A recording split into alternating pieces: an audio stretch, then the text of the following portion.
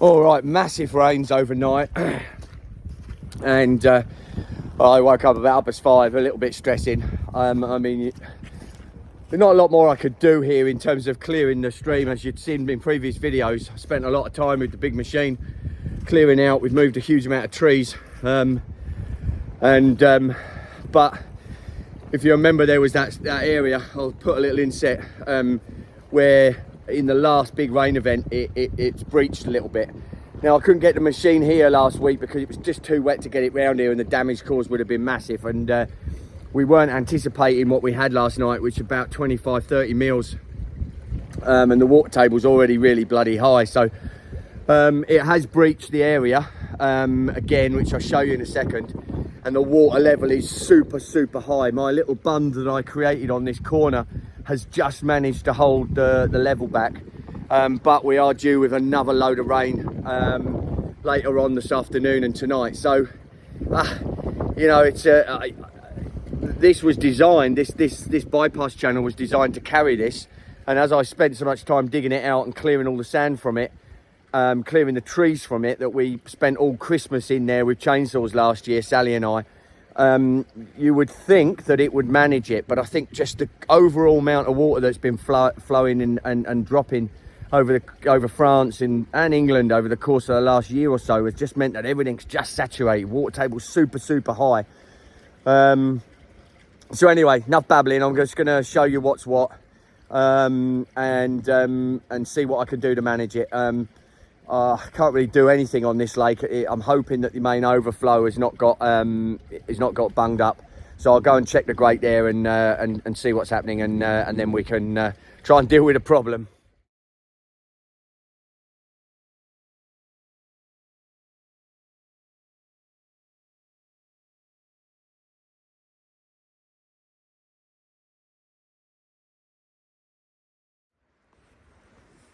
All right, so as you can see, very high water levels here. The stream here and the bypass has come in at that corner there, and is super high.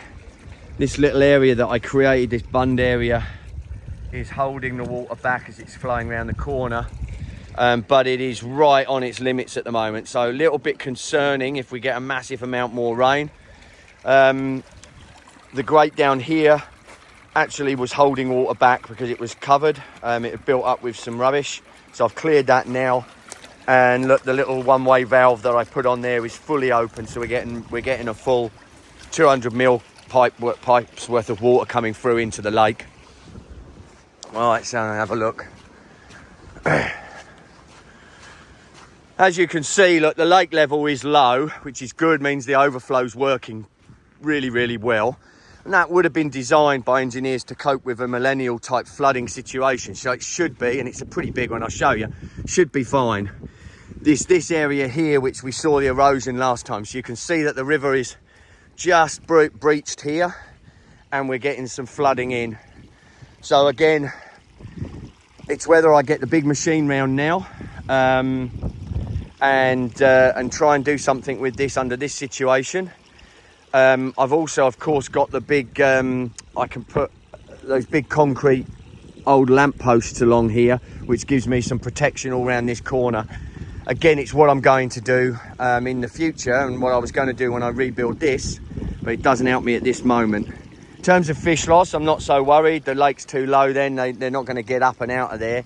But we could get some nuisance fish like sunfish and stuff coming into the lake, which is not ideal either.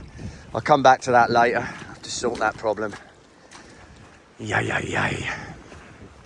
Again, right on its limit. If I hadn't have done this and cleared this year, we would be in a real trouble situation now. As you can see, it's flowing here as well.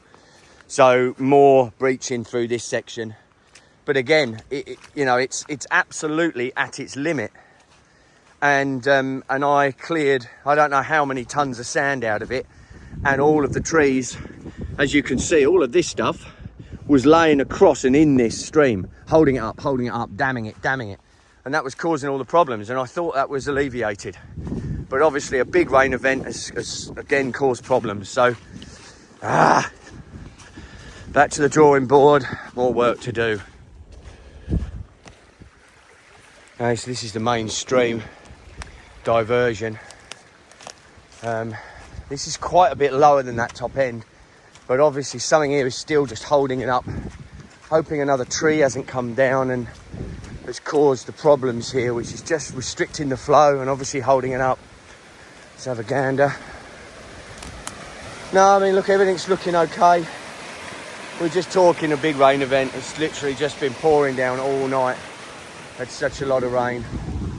All right, let's have a look at the overflow and the main spillway and see if it's working correctly. Yeah, look, it's a big spillway here, and I've fabricated these new grids.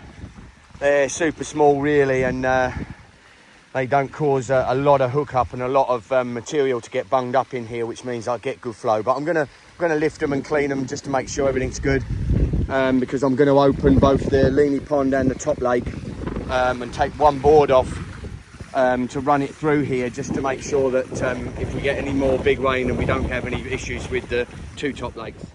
Wow, this is high. So this actually flows in. This is the outflow, the main outflow of the main lake. And this is basically filled up purely from the height of the actual stream. So it's one of the highest I've seen. We really got a lot more than was forecast last night. I'd be interested to check the measurements. It's even filled up the tank. So it's filled up that tank. It's put several inches on that tank overnight. So yeah, unbelievable amount of rain. And more to come, unfortunately. So yeah, a little bit concerning. Come across here without falling in and making a tit of myself. Even the tanks there are filled up. This is an incredible amount of water. Let's go and have a look.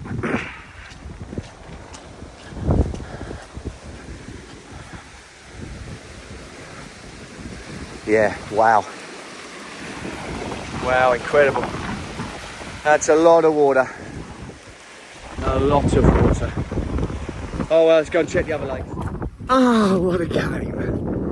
All right, I've got a feed as well. Obviously these super mild conditions, wet, windy. It'd be great to be out bloody fishing, wouldn't it? But these fish are going to be feeding, so I'll feed as well, and I'm just trying to formulate a plan of action in terms of trying to sort that problem out over there, because I am a little bit concerned about and worried about it. I don't really want to take the big cat around there. The other machine, as you know, is buggered. Anyway, let's get these things sorted. I'll take the feeder up there and give the other fish up the top lakes a bit of grub and pull the board. All right, so this was super full, as you can see. It's right at the top of the monk, but I've actually pulled that board now. So this will be evacuating at full noise, which it is. So it'll just bring that lake down, that lake level down, which has come up through that natural spring. It's come up super high. Again, it just gives us a bit of grace. I'll be 4 inches lower. Gives me a bit of grace overnight if that extra rain comes. And looking at the spillway from the main lake, it's just got so much capacity there that this additional water coming in won't cause me too many problems with the lake level in the main lake. It should be able to handle it. Now let's have a walk up. I've just pulled the board from the top lake as well, because that's super high. And just pulled one board at the moment. I'm going to pull them later on in the week anyway, because I'll be getting the siphon set up. So I could have done without this poxy rain this time, to be honest. Okay, so we've got the main lake evacuating as well from one board. So that should lower that. Just eases the risk and potential risk of that level coming up too much and me getting into trouble with a dam breach or any of that sort of nonsense. Anyway, there's an update. There you go, that's a fair bit of water. It's probably 4 inches, 3 to 4 inches just fell in the boat overnight. It's a decent chunk of water. I think that in the big catchment is what's causing this. I'm in the valley here, it's that catchment up there is pumping that water in at a terrific rate. All right, let's see what's going on here. So this is that water inflow to this top lake. All right, so you can do the math on that. Look, I mean, I've just taken a 4-inch board out. So, you know, you can look at that and go, right, you know that taking a 4-inch across the top is going to reduce the lake across the area, surface area, much greater than it's coming in. So we're going to have that down probably in a few hours, and we've got safety on this lake, which is no problem. But this area is looking good where it's flowing in. Again, once we get a bit of drier weather, I'll create this little silt trap area here, and an overflow pipe for coming in from the top. I'll make that all a little bit neater. Anyway, all right, so I actually ended up just pulling one more board out that top. Just gives me that little bit more security and less worry, and means that if it's pissing down on the roof tonight at home, I'm not going to be stressing and awake all night. So as you can see, that's pushing out some serious amount of water at the moment. So it'll bring that down, you know, sort of 6 inches pretty quickly, and it should keep us out of trouble. I'll go and check the spillway and make sure that's handling it all right, because it won't take long to push through. Well, that's only about 15 minutes. Look, it's already gone down probably an inch, so we're safe here as well. So all good. Let's just hope that the river holds, and yeah, it just means I can bloody sleep without stressing. All right, so back at the spillway, just checking it. Obviously, I've opened up the top lake, the Leany Pond, and cleared that inflow pipe from the river. So this is getting full noise now, and the flow rate is definitely increased over the top of that, but I'll do the math on it later. But that should be able to handle a fair amount of water over that spillway, and obviously that just evacuates straight down. That's all been cleared now. Last year it was a nightmare. This was all because there was trees all the way along here that I've cleared, and it was flooding across there and all into the tanks and into that area. So this was a right mess last year, and I've done a huge amount of work to try and clear all that out and make it a lot better. So fingers crossed. I'm still working out in my head what I'm going to do with that bloody river. Anyway, I'll come back to you. All right, so I'm out here on the water, having just fed these. As you can see, the poles. We've got 2 poles out here, and what I'm actually doing this year, I'm going to put another big feeder on this lake. In the winter now, especially when I've got all that flow coming through the lake, it's the perfect time to move some of that silt that causes problems when we come to netting and harvesting. So what I'm actually doing is I'm moving the feeding areas. Now, obviously, you know, feeding on hard bottoms is awesome, because obviously you can really identify every pellet when you're dropping the camera down. I'll show you that as well in another video.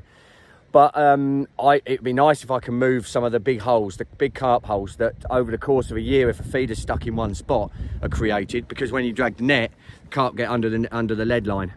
So what I'm doing this year is I'm moving the feeding areas. I'm doing sort of 2 to 3 weeks on each feeding area, and especially when I've got really good flow like this, it's a perfect time to just move a little bit of that sediment in the upper layers of the water that's being disturbed by the fish, and just clearing the lake out. You know, that on top of the calcium that I've been putting in, the calcium carbonate, will help make sure that this lake over the course of the next few years reduces that silt level.